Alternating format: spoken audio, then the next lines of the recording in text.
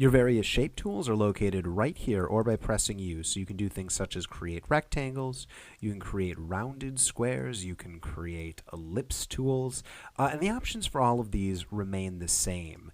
You can give it a stroke, and in CS6 you can actually change exactly what the pattern of that stroke is rather than being a solid line. It can be all sorts of things. You can change the caps. A few more options, not nearly as many options as Illustrator, but still more options, so that's nice. And there's actually even more options if you go up here and really want to start playing around with it. So this is just setting the fill color, the stroke color, and whether you want it to be a shape, a path, or pixels when you draw it. So for instance, if you have it as a path, it's just a standard path. Here, let's do this on a new layer, just so everything's straightforward. It's just a path. If you set it on pixels, so let's do this for a new shape, a polygon tool, it just gets drawn as pixels, so it's just a solid layer.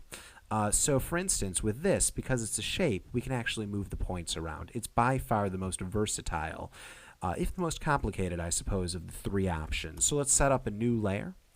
You'll notice, by the way, that these are vector layers. You can see that by that little vector icon right here. I'm going to set up a new layer. Set this to shape. I could give it a specific width and height if I wanted. I could constrain it just so they have the same thing in both boxes right there, just by hitting that button.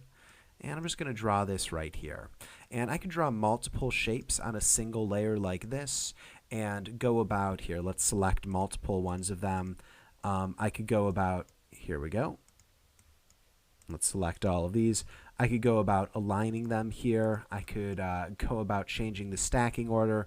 There's all sorts of things. Honestly, if I'm getting this deep into vector tools, I will normally switch to Illustrator.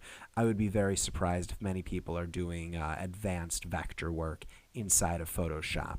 Just to finish showing you what you can do with this, there's a line tool, and there's also a custom shape tool that allows you to create custom shapes like this. So if we go to this drop down, there's all sorts of custom shapes you can make. If you go here, there's even more of them. You want a talking bubble? Yeah, you can do that. So there we go. A little bit of a talking bubble.